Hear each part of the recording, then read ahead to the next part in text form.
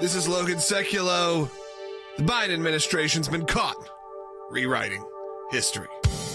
Keeping you informed and engaged. Now more than ever.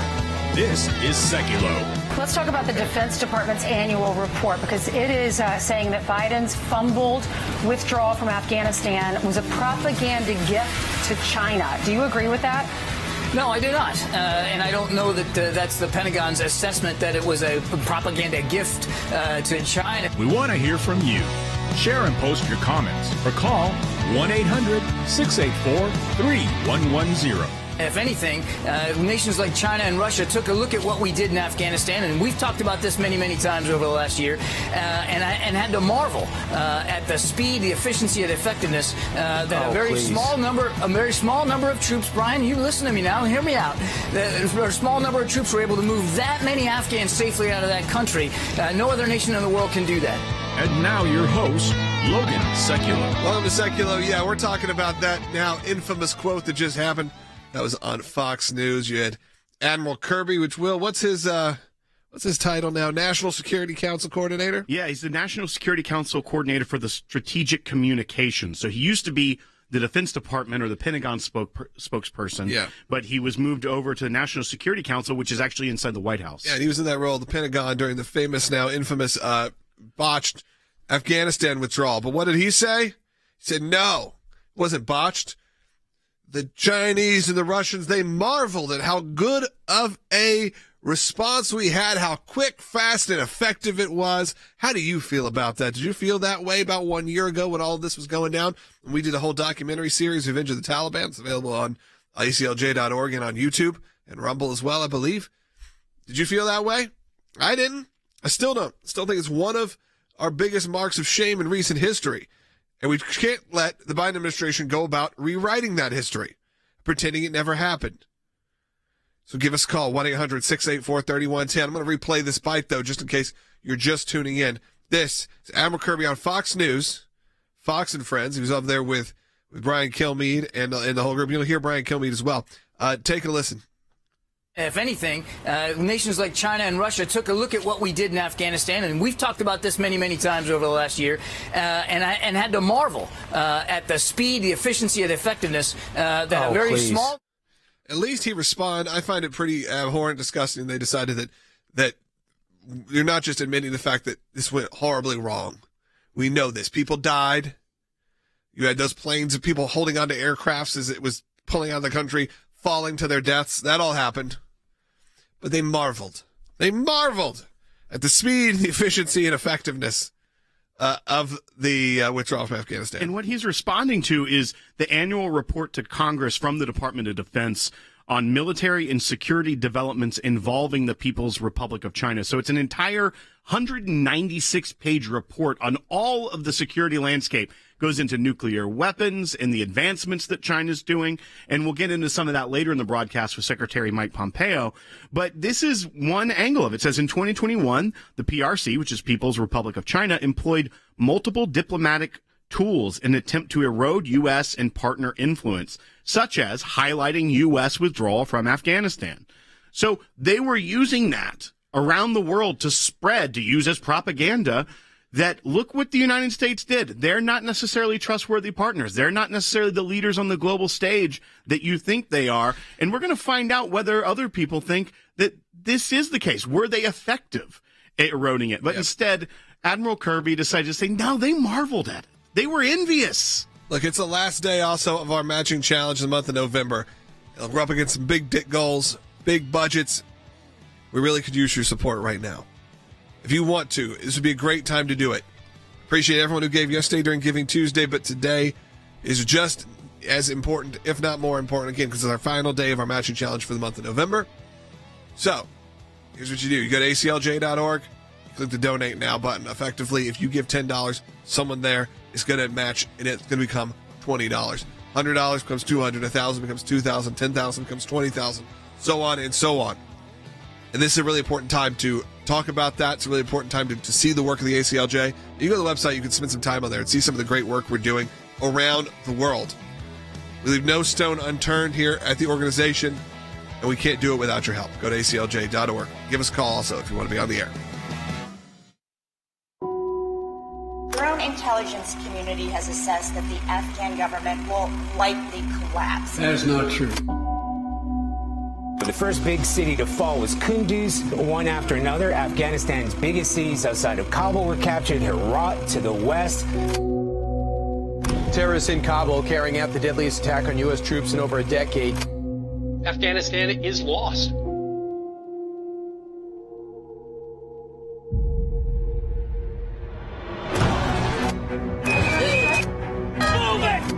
Freedom came under attack. On my orders, the United States military has begun strikes. At my direction, a small team of Americans carried out the operation with extraordinary courage. They killed Osama bin Laden. Al-Baghdadi is dead. It's time to end America's longest war. We'll do it responsibly. Rushing to the airport, behind them, the sound of gunfire. Deliberately. Countless Afghans who helped American troops were left behind. And safely. Afghans by the thousands desperate to escape life under the Taliban.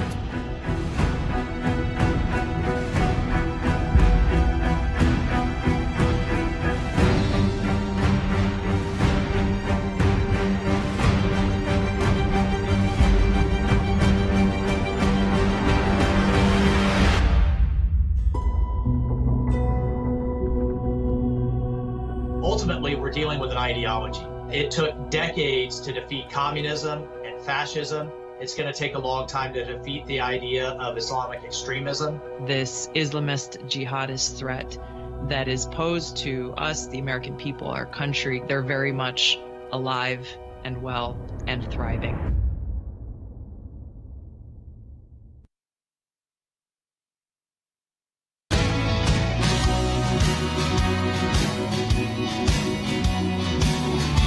Welcome back to Secular. We are bringing in Colonel Wes Smith back to the broadcast to talk about this situation and this conversation they had. Again, we're gonna replay it again to kind of reset up this segment for those who are just tuning in. Again, this was Admiral Kirby, now currently the National Security Council Coordinator for Strategic Communications inside the White House. And this was this morning on Fox News, on Fox and Friends. You'll hear Admiral Kirby as well as Brian Kilmeade in his response. And we got to give it up to Brian Kilmeade, actually, for pushing back. And I believe it starts actually with Ainsley Earhart. So we'll start with that with Bite 8. Let's go. Let's talk about the Defense Department's annual report, because it is saying that Biden's fumbled withdrawal from Afghanistan was a propaganda gift to China. Do you agree with that? No, I do not. And I don't know that that's the Pentagon's assessment that it was a propaganda gift to China. If anything, nations like China and Russia took a look at what we did in Afghanistan, and we've talked about this many, many times over the last year, and had to marvel at the speed, the efficiency, and the effectiveness that a very small number of troops, Brian, you listen to me now and hear me out, a small number of troops were able to move that many Afghans safely out of that country. No other nation in the world can do that. Yeah, so I want to get your just thoughts after hearing that statement. Obviously, we know really what happened. We were all lived through it just a year ago. Yeah, and visceral reaction. I mean, I listened to him, listened to a retired admiral trying to defend the indefensible. And my gut reaction was he is an embarrassment to any of us who have ever worn the uniform. The Department of Defense it's an annual report called the China Military Power Report. It came out last week. And the report clearly stated that China used the debacle of our withdrawal from Afghanistan to tell the world that we are an ally that cannot be trusted, that we are not a reliable partner in the world. And this is in the report. It is a fact. And Kirby danced all around it, trying to say that it is not so. I mean, he has sacrificed any credibility he had left as a retired flag officer in order to become a political hack. And I couldn't believe he actually was doing it. And it's amazing, because look at what happened. And you referenced it, Logan. 13 American troops died, 160 Afghan civilians, thousands of U.S. citizens and Afghan partners were left behind. Biden's own senior military officers at the time told him not to do it, told him to keep Bagram Airfield, to use that as an evacuation point. Don't use the Kabul airport. And President Biden overruled all of them. And now we have, 2 years later, a retired admiral trying to say that the decision was a good one. Yeah, not even 2 years later. Yeah. I mean, it's insulting. Well, and part of the problem I see as well is that his former job was to be the communications person, the spokesperson for the Pentagon, for the Department of Defense. This is a Department of Defense document to Congress that he's responding to and trying to spin as not what they're saying. And Brian Kilmeade actually pushed him a little bit. And to me, there is a little bit of irony we can discuss after this, because at first he's saying China and Russia marveled at what we did. But then when there's pushback, he tries to downplay what the report says. They attempted to capitalize on this. Okay. So let's hear what he has to say, and then we can respond. Bite 11. The way we promised that government would stand up, the way we're going to leave and have a transition, the disaster that took place is one of the many problems, along with the soldiers that are suffering now by the way you ended that 20-year war, not you, but the administration, is that China is using it, and you could argue that Russia invaded Ukraine because of it. Brian, so the report said that China attempted to capitalize on it. That's a big difference from saying that they did or were able to capitalize on this. I mean, they spread propaganda about everything. Brian, you know that. So first they're marveling about it. Then he's admitting, maybe they tried propaganda, but it doesn't mean they were successful. Didn't work, yeah. This is ridiculous. How is he able to take himself seriously in this moment? I guess good for him for going on Fox and Friends, for going on Fox News, because he knew he was going to have an easy time on there, especially knowing these were going to be the talking points. But again, this is not, we live actually, thankfully, in America in somewhat of, as much as the press can be a mess. There was that sort of unity that happened around the withdrawal in Afghanistan where everyone kind of agreed that this was a mess. And this was very poorly done. But now to just be a year and a couple months out, for him to pretend that we all didn't see it, we all didn't live through it, it's just remarkable. And like you said, it feels very insulting. And we did a whole series on this. You were on it, Wes, and a lot of great people were on it from the entire war on terror. We had from the originators, from someone like John Ashcroft, who was there, all the way up into people who like Mike Pompeo and Colonel Smith, and we had on Tulsi Gabbard and Rick Grinnell, and I believe there was a lot. I mean, it was a lot of people that were on it. Nikki Haley, Senator James Langford from Oklahoma, and it's they're long form interviews, 20, 30-minute interviews. And they're all available if you go to aclj.org/Taliban, or you can find it on the YouTube channel. They're absolutely free. Thousands of people have watched it. I conduct these interviews. They're really powerful. Really, it puts you back in that mindset, because we've recorded these during the withdrawal. We started filming them in August of, I guess it was 2021 when all of this was started to happen. And then we released it just a few months later. So it kind of can bring you back to where you were. And we lived it because we made these documentaries, we spent a lot of time on it. But we also know that Americans easily forget and are easily persuaded by people like Kirby going on there and saying things that are vehemently wrong, but then become the talking point of the day. Yeah. And he's like me. He served over 25 years in the military. And to stand up in front of a camera, the former, basically the press secretary for the Pentagon, he knew at the time what the inner workings were at the Pentagon. And to stand up there and, like I said, try to defend the indefensible, to me, it's not only breaking with reality, and it's insulting to anyone who knows what happened, and we all do, listening to him today. But I thought about the 13 Gold Star families that were created that day. And for him to parrot the president and calling it successful, I mean, Joe Biden in September of 2021 not only said it was successful, and Kirby almost said it the same way. He's got his talking points down.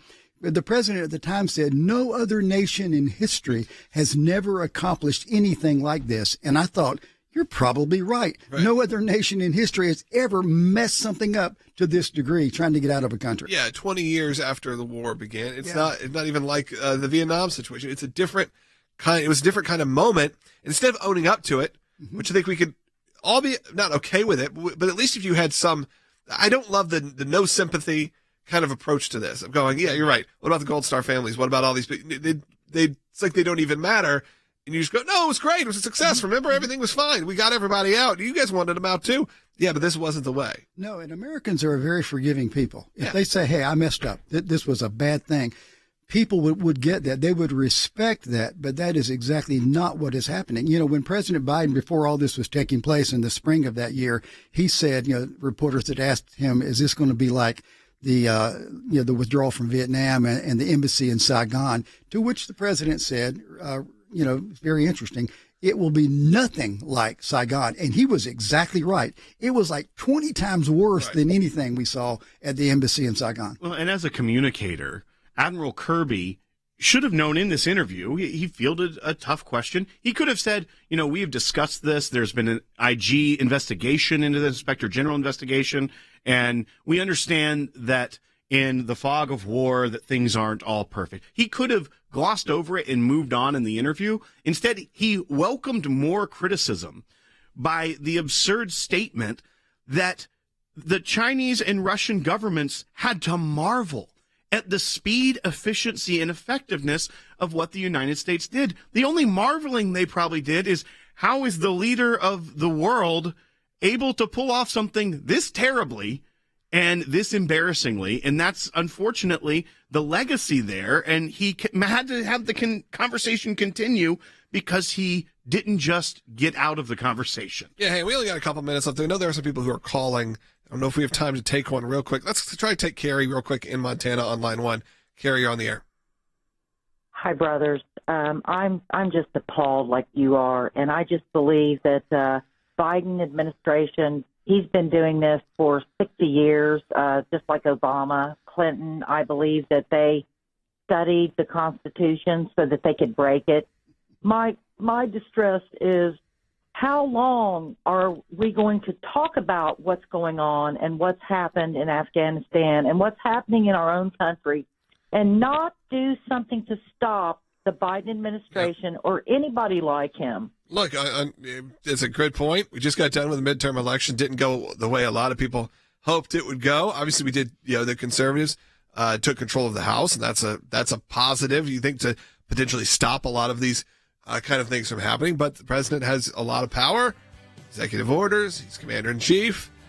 We just have to keep bringing things to light, and then obviously legally fight where we can. And that's why, look, Gary brought up that's why we are at the last day of our matching challenge for the month, which means all donations are effectively doubled. That means there's someone matching your donations. If you give $100, it becomes $200 to the organization. You just need to go to aclj.org/donate or just aclj.org. You'll see a big button. You're smart.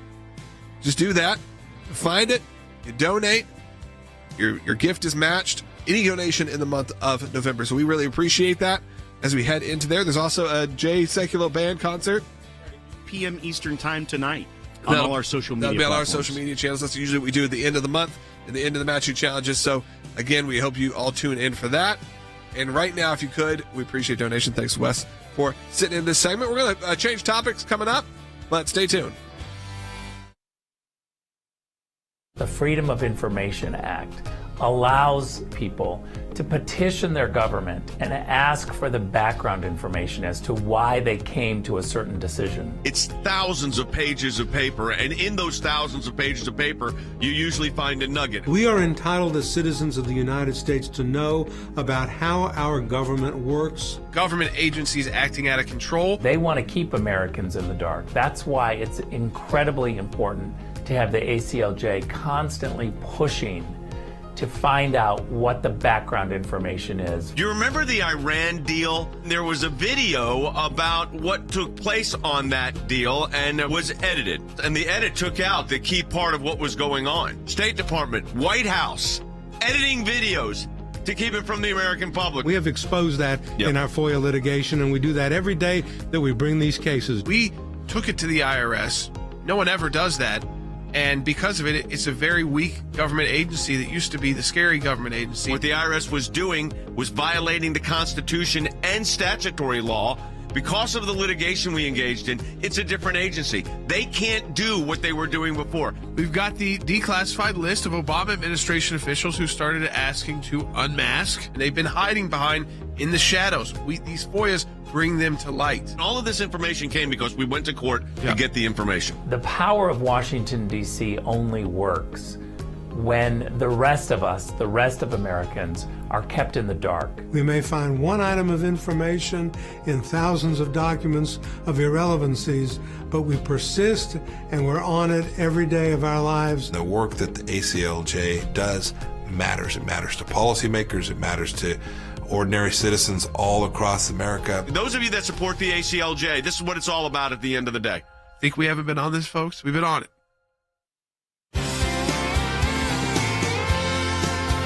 Welcome back to Secular. We do know there's some people calling in about the topic we were just on. We'll take some of those towards the end of the show if you can hold on. If you're not, I understand.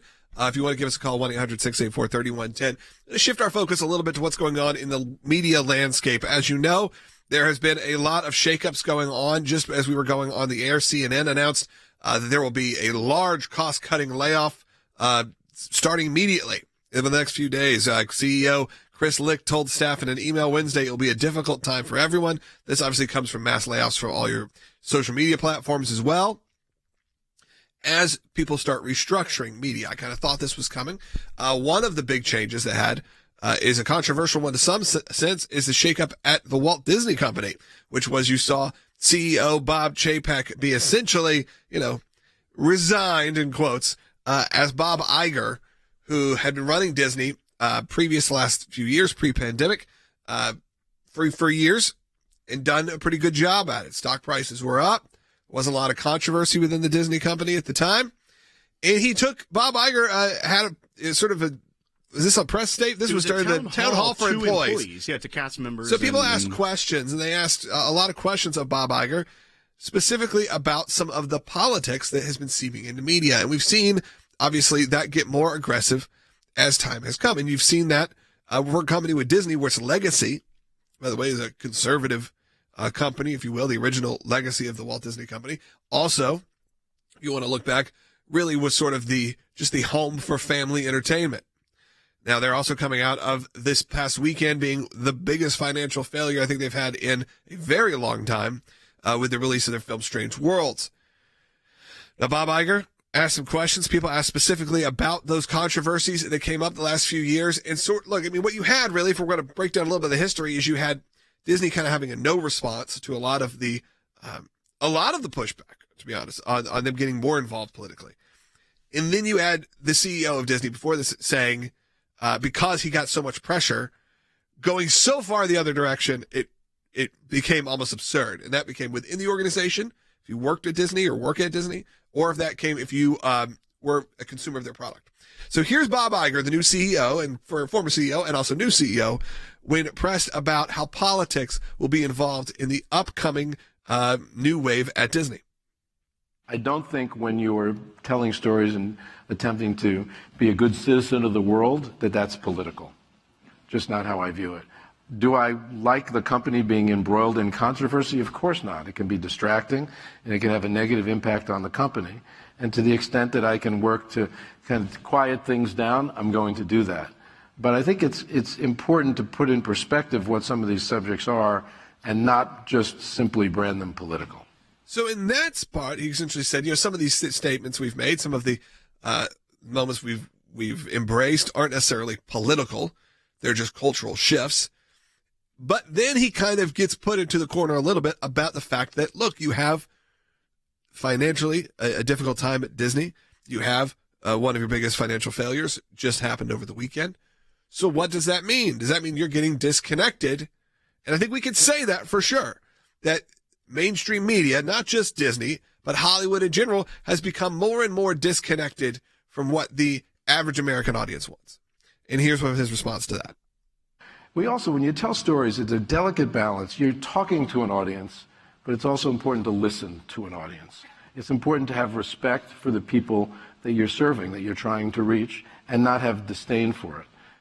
That's an interesting line, Will. When you say that you have to respect the people that you're serving, that you're trying to reach, and not have disdain for them. So specifically saying, if you are making products for a family audience, you can't also hate that family audience. The proof will be in the pudding. We'll see if he actually can live up to some of this. I hope so, for the sake of what I think is actually a great legacy, 100 years of Hollywood legacy. I would hope that there can be some course correcting, not just within Disney, but within Hollywood in general, that they can see what are the biggest movies of the year and what are the biggest flops of the year. Biggest movie of the year, Top Gun. You know why? Brought everyone together, super fun, Americana, very patriotic, inspiring, very pro-America. And what are some of the biggest bombs of the year? Movies like that came out this weekend, and plenty of others. We've seen historic lows at the box office, and I think that he knows this. Well, and we've had this discussion many times before. At the end of the day, it also is these are, while they sound like they're cultural statements, they are very much financial statements for the company. For sure. There's a reason Bob Iger was brought back, and he's a savvy person. He is someone who has considered politics before. He admitted he considered running for president as not a Republican, not a conservative. No, but he did work with the Trump administration early on, and then inevitably the pressure was to build. And look, I mean, the appetite for some of President Trump's rhetoric, whether you liked it or not, as a CEO of one of the biggest companies in the world, I can understand where you would probably have gotten that pressure and probably didn't necessarily want to be associated with it.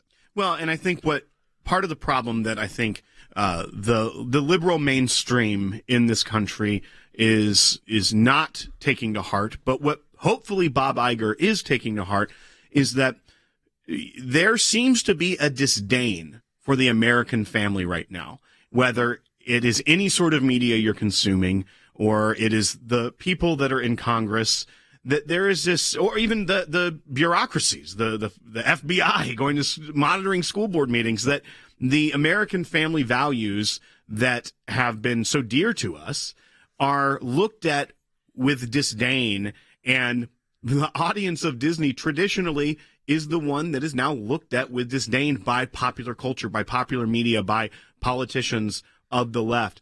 And so if he can take that to heart, maybe others will as well, instead of pushing propaganda or other preachy material. We're seeing that at CNN. I mean, you're seeing mass layoffs. It is not only because they're in a financial hardship, which they are. But they're not liberal, by the way. But yeah, yesterday you had Don Lemon going on Stephen Colbert saying, no, the CNN was never liberal. Yeah, we have the bite. All right, let's play it by one.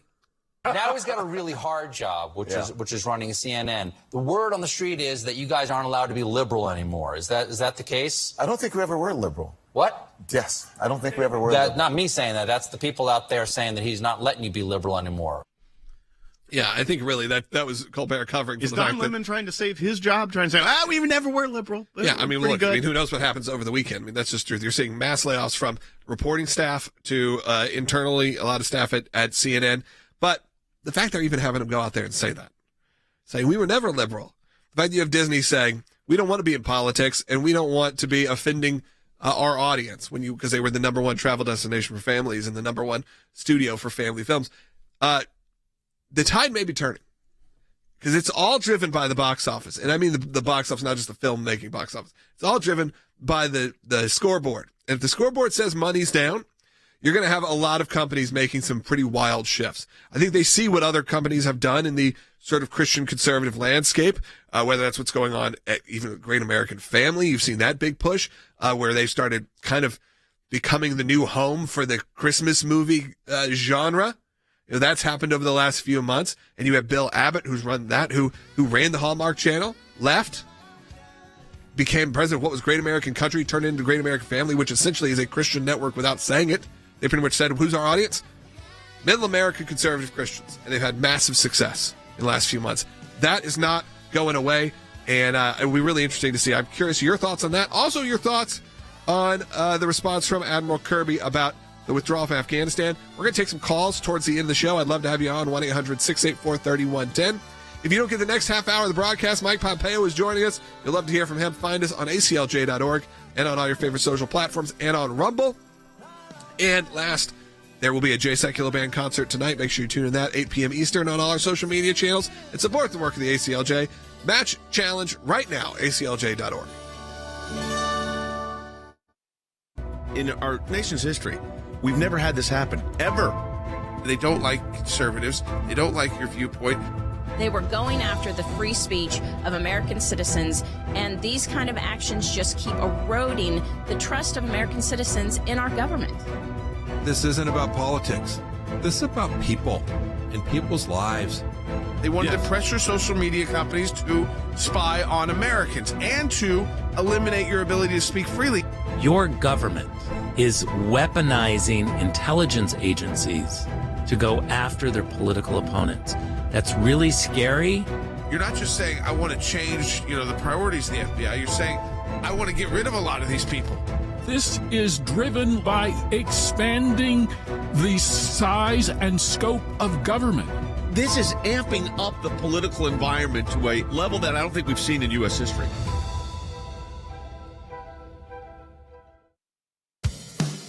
keeping you informed and engaged. Now more than ever. This is Seculo. And now your host, Logan Seculo. Welcome back to Seculo. We are resetting the show a little bit. We're going to be talking specifically about, we talked about media in the last segment, what was going on with Bob Iger and the Disney shakeup, what's going on with the massive layoffs at CNN, and maybe finally the media turning a bit towards the middle because they see their numbers dropping. So if you have a question or comment about that, we'll take some of those towards the end of the show. 1-800-684-3110. I did want to start off with a call from Timothy, which was about the situation that happened, if you didn't hear the beginning of the broadcast, where Admiral Kirby went on Fox and Friends saying not only was it a success, but that China and Russia marveled at how effectively and efficiently we did on the Afghanistan withdrawal. And we all know, we all lived it. It was only a year and a couple of months ago, last August. We know that's not the case. We did a whole documentary series on it. But Timothy's on the air from Texas. Timothy, welcome. Good morning, Sir Logan, and thank you for taking my call. God bless you and your ministry there at ACLJ and your vocation, and we'll take advantage of that matching challenge post-haste.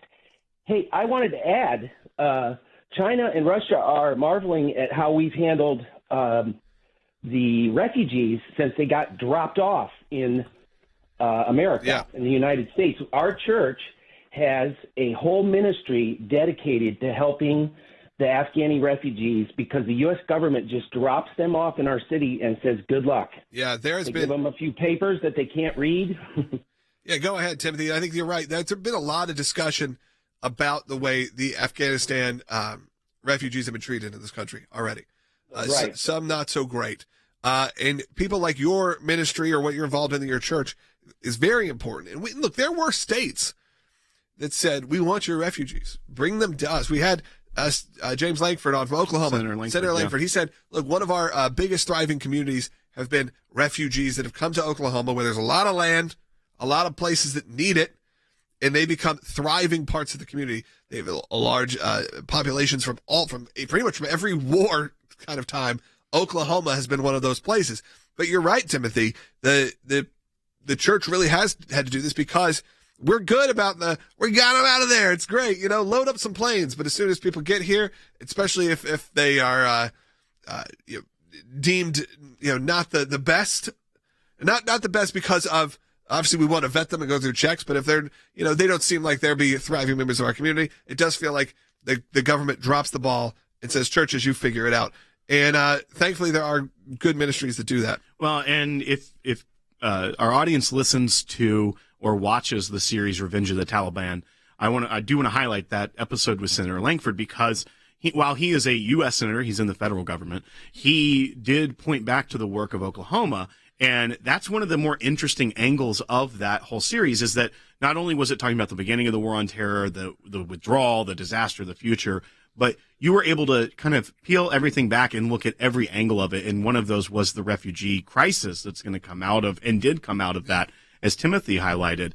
And it is nonprofits, it is churches, it is individuals, it is state governments and local governments that really pick up the ball and thrive because the federal government has done such a poor job of assessing the needs and the problem that is going to fall out after that. We know that there was a disaster, the whole rollout of withdrawing and the refugee crisis that followed soon after. But it takes the church, it takes organizations, and it takes individuals and local governments to pick up the slack because the federal government wasn't able to stand up to the task here. Yeah, and thousands of people arrived here. And look, the situation happened in Ukraine as well. Thousands of Ukrainian refugees showed up also around the world. And they do seem to be treated differently than those from the Afghanistan crisis. Look up some of the stories that are happening. I encourage you to and see what's happening for them and support where you can.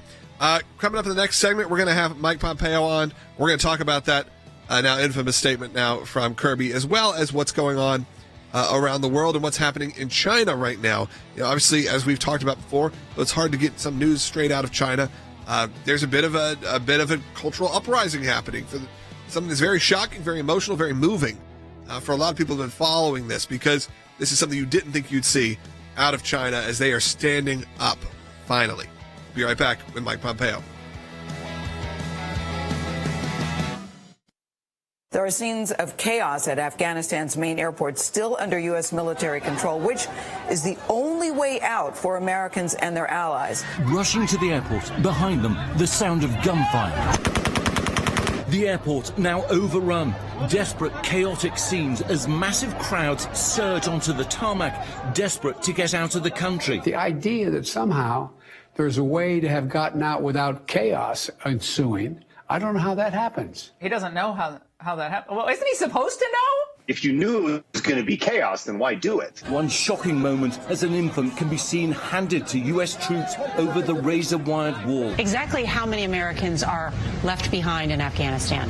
Well, Nora, the U.S. government doesn't actually know the precise answer to that question. Shelter in place until and unless you receive a communication from the U.S. Embassy. But the journey there has to be attempted at their own risk. An email saying the United States government cannot guarantee your security as you make this trip. An explosion rocking Kabul just outside the airport. The blast, which reports say was believed to be a suicide bomb. Confirming a number of U.S. and civilian casualties. That from John Kirby, the press secretary. Let's talk about the Defense Department's annual report, because it is saying that Biden's fumbled withdrawal from Afghanistan was a propaganda gift to China. Do you agree with that? No, I do not. And I don't know that that's the Pentagon's assessment that it was a propaganda gift to China. If anything, nations like China and Russia took a look at what we did in Afghanistan, and we've talked about this many, many times over the last year, and had to marvel at the speed, the efficiency, and the effectiveness that a very small number of troops, Brian, you listen to me now and hear me out, a small number of troops were able to move that many Afghans safely out of that country. No other nation in the world can do that.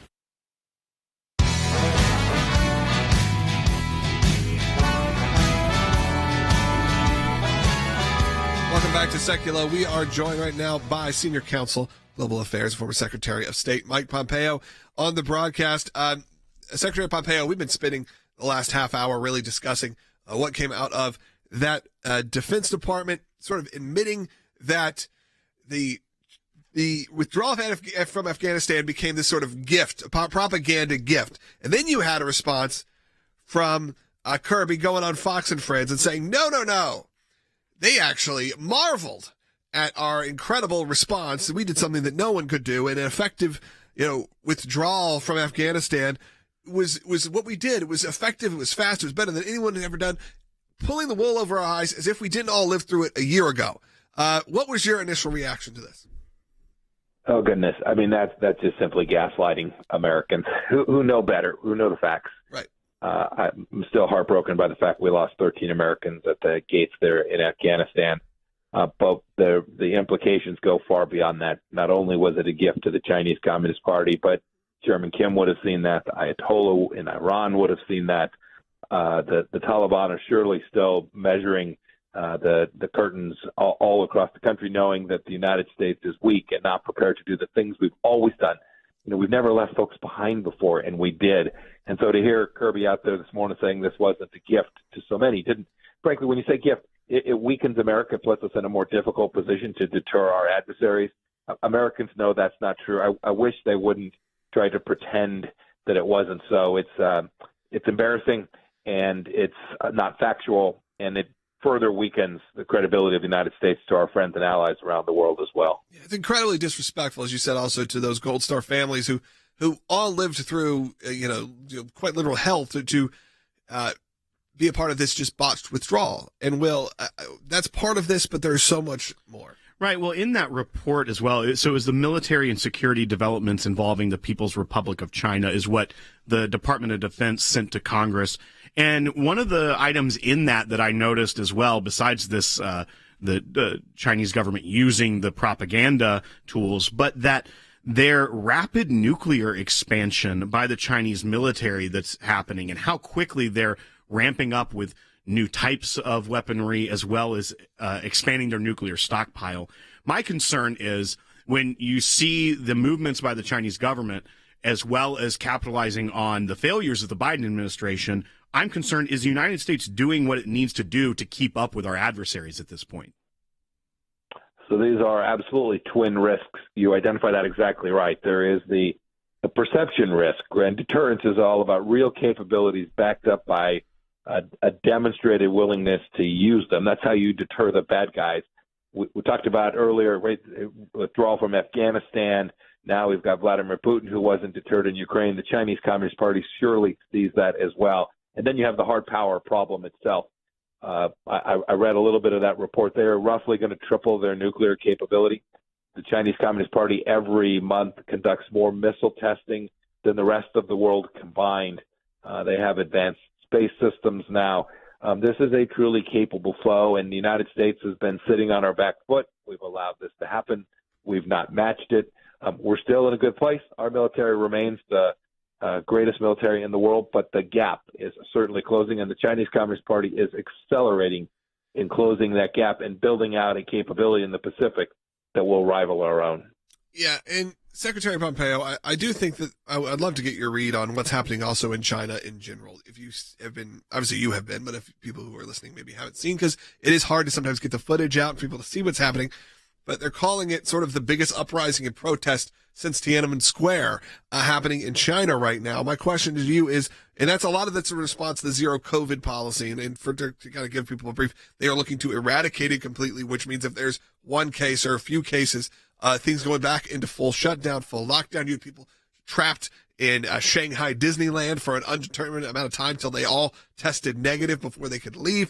They had a situation where a fire broke out and the fire department was not able to go stop it. And I think 10 plus people died because of COVID policies.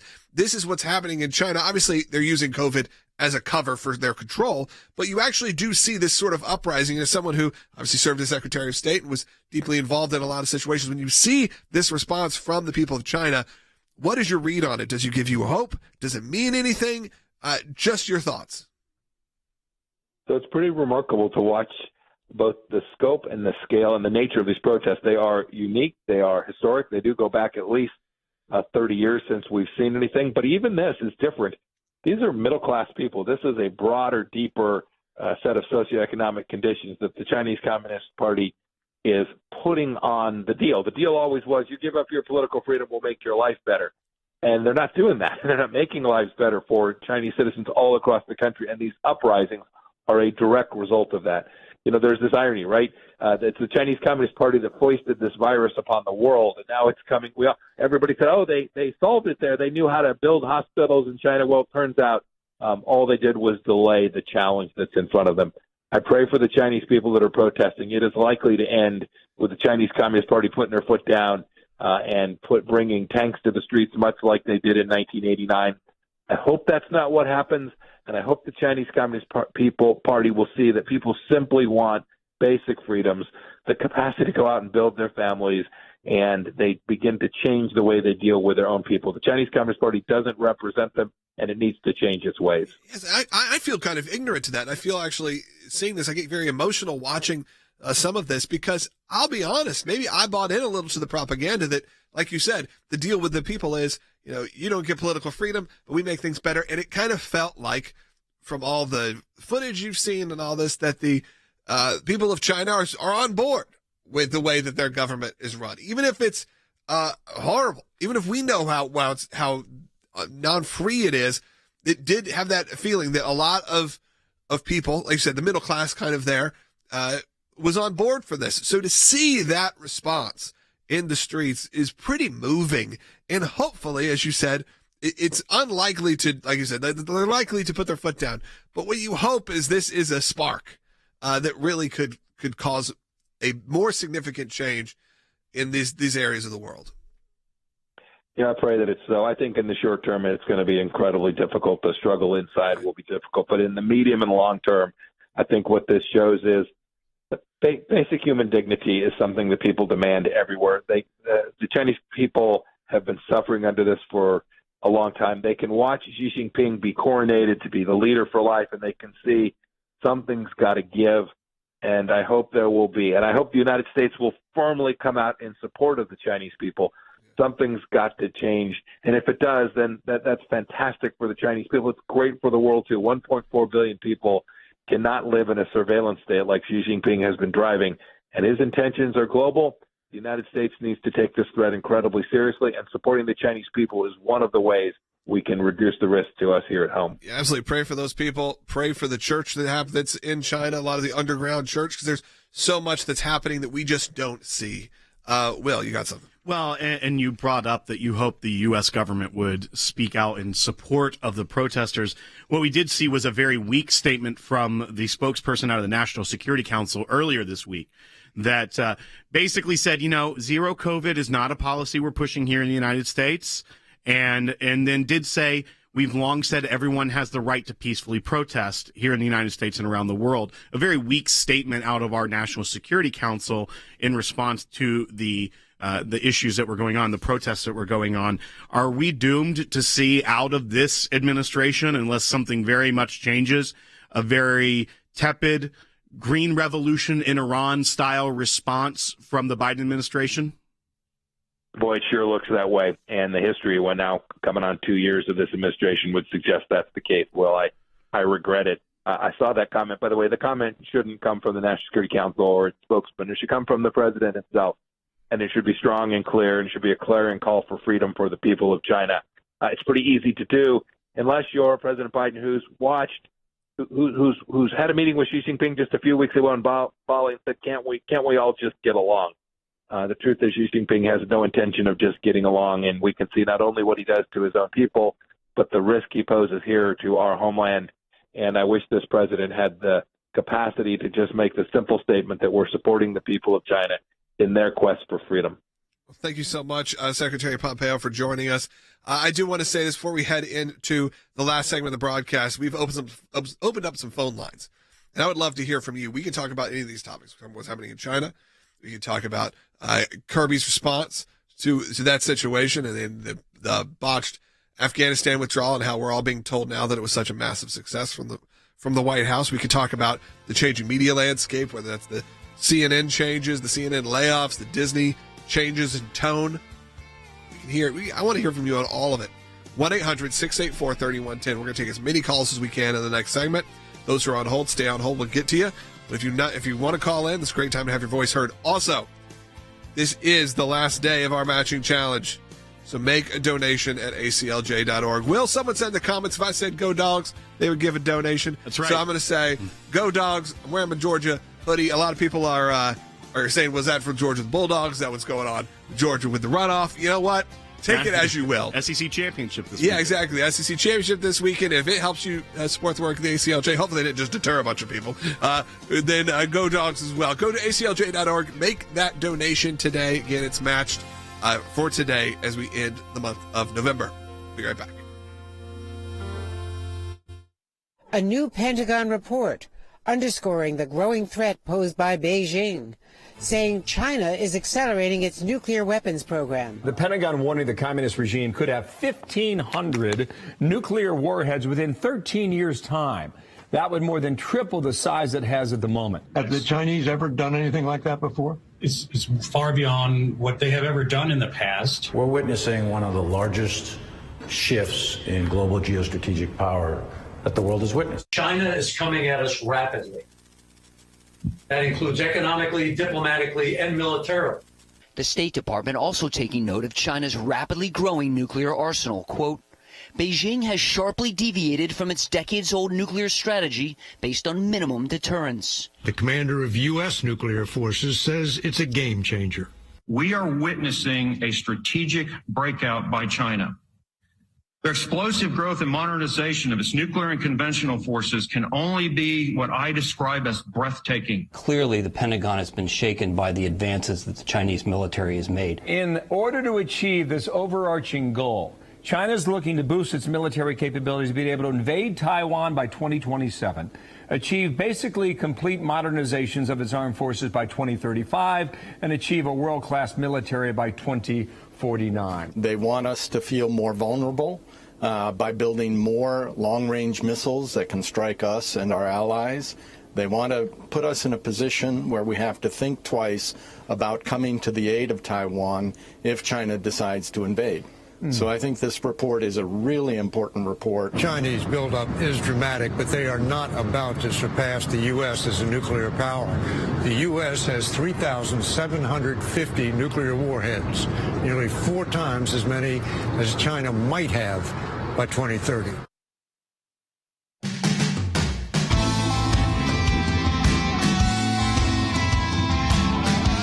Last segment of the day. If you want to call in, 1-800-684-3110. We'll jump into some calls. We'll also get some comments on social media. Let's go to Kathy. You've been on hold for a while in the state of Kentucky. You're on the air. Thank you for taking my call. It is shameful and even sinful that this administration has not called out the Chinese Communist Party for what it's doing to its own people that are the cause for this uprising that we're seeing going on. And yes, and I do believe that forced organ harvesting on live people has a big stake in that list. Yeah, Kathy, I think we all can agree that the response to the China uprising, if you will, has been very weak. And as you said, Will, that statement, I think you still have it. The words were not, we support the people, we are on your side, we are here. It was, we don't agree with the COVID policies. We don't agree. It said, we've said that zero COVID is not a policy we are pursuing here in the United States. And as we've said, we think it's going to be very difficult for the People's Republic of China to be able to contain this virus through their zero COVID strategy. For us, we are focused on what works, and that means using public health tools like continuing to enhance vaccination rates, including boosters, and making testing and treatment easily accessible. We've long said everyone has the right to peacefully protest here in the United States and around the world. This includes the PRC. Yeah. It's not even the focus of what the protesting really is. It's like burying the lead, where it's like, here's the story over here, and their statements over here. It's completely wrong. It's very political. You move the ball, you don't answer the question, you don't ever actually answer the need and the questions that come up. Some other calls are coming in. We'll take some more coming up, and there is some lines still open. 1-800-684-3110. I did want to thank the person who said on Rumble that they would make a donation if I said go dogs, and they made a $100 donation. So I want to say thank you to them. That effectively just became $200 to the organization. So you know what? If it's within reason, I'll do birthday greetings. I'll do whatever you want right now. I'll do cameos for you. Whatever it is, I'm happy to do it because you know what? This is the last day of our matching challenge. That's important to me. Should be important to you. I know times are tough. I'm not going to be joking around about that and say a lot of people have a lot of extra income right now. I know that things are on a downturn when it comes to this administration, but that is why we are here. We are here to fight back whenever we can, legally and in the media. As I always say, I wish I could turn this camera around and you could see the rest of our media center here. You could see the incredible team that we have working on this. Don't think that this is some, operated by robots, kind of broadcast here.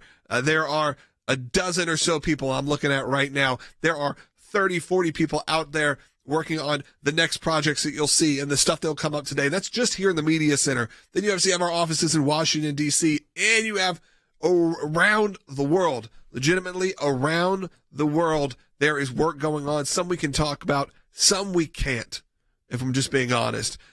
There's incredible work going on in Pakistan. I know we don't talk about that all that much, but you're going to see a lot of incredibly moving content that's coming out of Pakistan. There are real human rights violations happening. There's real Christian persecution. We talk about that here in America. You may hear people talk about Christian persecution, and sure, there are times where it feels that way, but not compared to what's going on around the world where people are literally dying just for their faith. And you bring up all the time that people need to go to aclj.org, not just to give during the matching challenge and to make their contribution, but also to take in the content. Many times it's things we don't have the time to even get to because there is so much work and content going on with the ACLJ.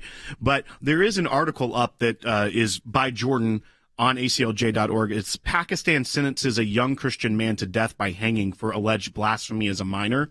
I'd encourage people to go look at that and read, to hear about that work. We're going to get to it more on the show in the coming days and weeks.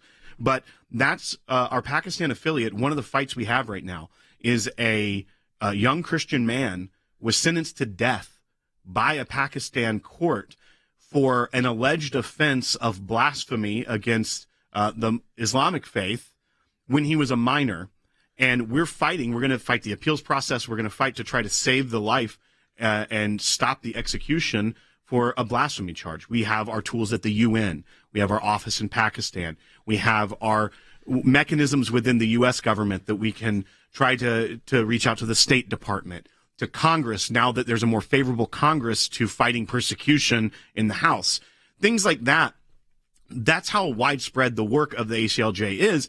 And on just one issue, when you take it and we have that nimbleness and the ability to go into all these different spheres to have influence, that's what you're supporting when you support the work of the ACLJ. And right now, during the match, it's a very important time to do it. Yeah, absolutely. So make that donation to aclj.org. We appreciate it. I appreciate everyone who's commented, said they're going to donate. I really appreciate that. Let's go ahead and take another phone call. Let's go to Justin in the state of California. Justin, welcome. Hey, thanks for taking my call, everyone. So that statement by this administration regarding the zero COVID policy in China just sounds like a completely cover yourself legal statement, like hot air. Like, is that the strongest message we can project to those people suffering over there through these insane policies by the administration in China? Right. This is the zero COVID policy that they're talking about, is where there have been reports that the government is welding doors shut on apartment buildings. People can't leave Disneyland in Shanghai. It's not just, hey, we don't want COVID. That everyone wants that. Yeah, everyone wants there to be done. no more COVID. This is when they're using oppressive humanitarian abuses in China. We know that China commits genocide against people. This is how bad it is. And what the government is saying is, we've said that zero COVID is not a policy we're pursuing here in the United States. Right. Hopefully that you're not sending the federal government to weld doors shut on apartment buildings. I mean, yes, there was a lot of craziness that happened during the lockdowns and everything that came out of it. And look, we learned a lot, and we learn a lot more now than we did then. And I think that's smart for everyone to go, okay, yeah, I mean, we all lived through a very interesting time, but still a lot of people are going through it right now. So I get that totally. There are a lot of people who are calling in still. We're going to try to get to a couple more calls. But again, I want to tell you this. We only got a minute and a half left. Later on in the day, 8 p.m. Eastern time, and work yourself back. I don't have to do the time zones for you. You're smart people. 8 o'clock Eastern today, we'll be having a Jay Sekulow Band live performance. It's usually kind of our end of the month fundraiser. They have a lot of fun. They had some brand new songs.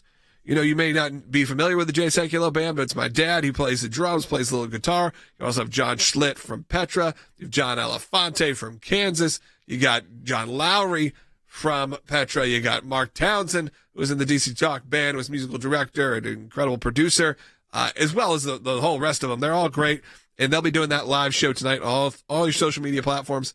So make sure you tune into that. It's also a great time to donate. It's always fun, especially at the end of November, being our last day of a matching challenge. And I appreciate that. And I appreciate everybody. A lot of comments have come in with support saying that they just donated. So I want to thank all of you who've done that, each and every one of you. I don't call people out necessarily by name just because I don't know if you want all that publicized, but know that I'm watching and I'm reading all the comments, and I really do appreciate it, especially right now. We know it's tough. We know that there is inflation. We know that we are potentially headed towards the recession if they don't want to stay under.